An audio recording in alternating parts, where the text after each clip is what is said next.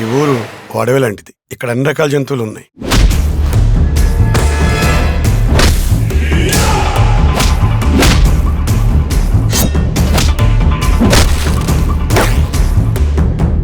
పదవులేని రాజకీయ నాయకుడు అంటే ఆకలితో ఉన్న పుల్లంటోడు.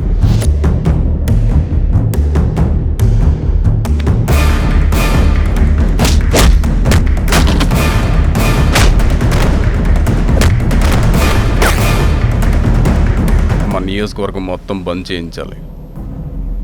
వీలైతే 2 బస్సులు కూడా తగలబెట్టాలి. అది ఎంత దారుణంగా ఉంటే అంత మంచిది.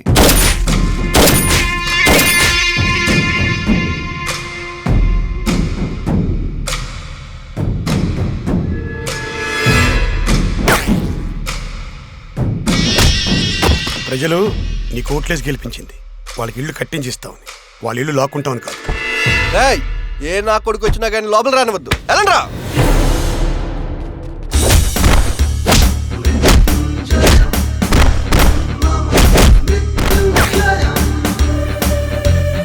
కానీ ఇప్పుడు వదిలే ప్రసక్తే లేదు.